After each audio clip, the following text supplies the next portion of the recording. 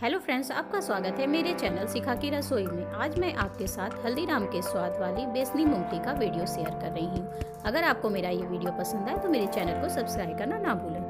बेसनी मूंगफली बनाने के लिए मैंने 1 कप मूंगफली लिया है। इसे हम पानी से अच्छी तरह से धो लेंगे, जिससे मूंगफली में नमी बनी रहे और इसमें मसाला अच्छी तरह से चिपक जाए।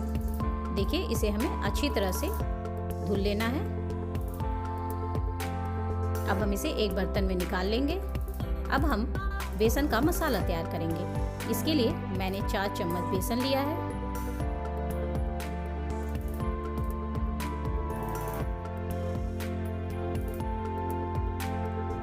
एक चम्मच अरारोट पाउडर। अगर आपके पास अरारोट पाउडर नहीं है तो आप इसकी जगह चावल का आटा भी ले सकते हैं। 1 चम्मच कश्मीरी लाल मिर्च, इससे कलर बहुत ही अच्छा आता है। 1 चम्मच हल्दी, आधा चम्मच अमचूर पाउडर, आधा चम्मच किचन किंग मसाला, नमक। हल्दीराम की नमकीन में नमक थोड़ा ज़्यादा होता है तो हमने नमक थोड़ा सा ज़्यादा लिया है। अब हम इन मसालों को अच्छी तरह से मिला लेंगे। बेसन में सारे मसाले अच्छी तरह से मिल गए हैं। अब मेरे बताए हुए तरीके से आप मूंगफली में इस बेसन को डालिएगा, जिससे आपकी मूंगफली हल्दीराम की मूंगफली की तरह काफ़ी कुरकुरी बनेगी। अब हम बेसन को थोड़ा थोड़ा करके मूंगफली में डालेंगे और इसे अच्छी तरह से मिलाएंगे। इसमें हम थोड़ा थोड़ा पानी का छींटा भी देंगे। हमें एक साथ काफ़ी पानी नहीं डालना है, इसे हमें गीला नहीं करना है। देखिए, हम हल्का हल्का पानी डाल के इसे अच्छी तरह से मिलाएंगे, जिससे मूंगफली में बेसन अच्छी तरह से मिल जाए।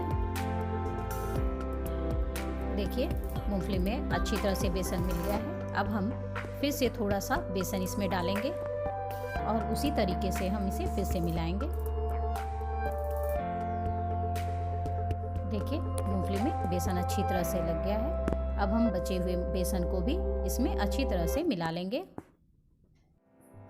देखिए, सारी मूंगफलियों में बेसन अच्छी तरह से लग गया है।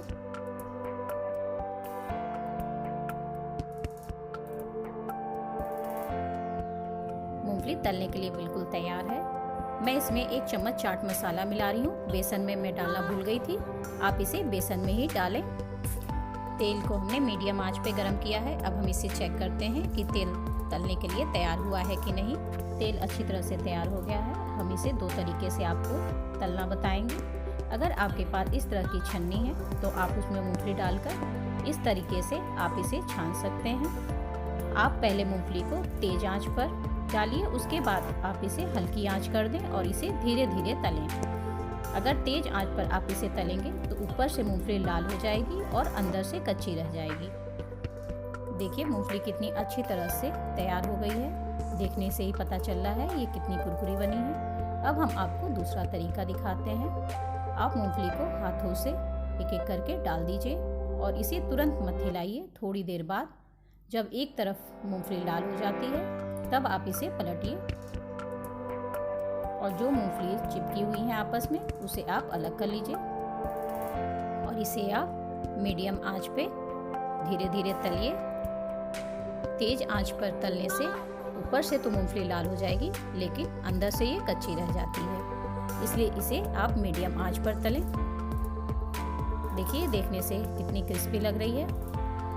आप इसे गरम गरम टेस्ट करेंगे तो ये कच्ची लगेगी, इसीलिए इसे हमेशा ठंडा ही टेस्ट करें। अगर उसके बाद भी आपको ये कच्ची लग रही है तो एक बार आप फिर से इसे तल लें। देखिए, मूंगफली हमारी तैयार हो गई है। अब हम इसमें थोड़ा सा चाट मसाला मिला देंगे।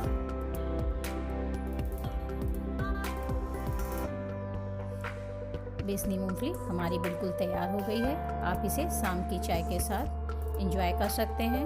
होली में भी इसे आप स्नैक्स के रूप में बना सकते हैं। आपको मेरा ये वीडियो कैसा लगा, आप मुझे कमेंट बॉक्स पे अपना कमेंट देना ना भूलें। और अभी तक आपने अगर मेरा चैनल सब्सक्राइब नहीं किया है तो प्लीज़ मेरे चैनल को सब्सक्राइब करना